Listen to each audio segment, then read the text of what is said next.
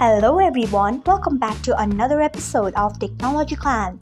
Today in this video, I'm going to guide you through how you can enable comments notification on TikTok.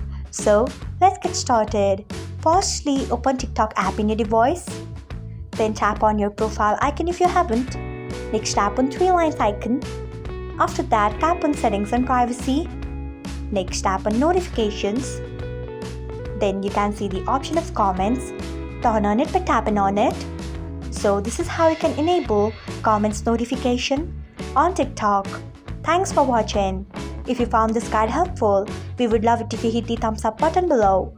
We upload great new tech tutorials like this one every day, so do not forget to subscribe to our channel and hit the bell icon so that you will never miss another update.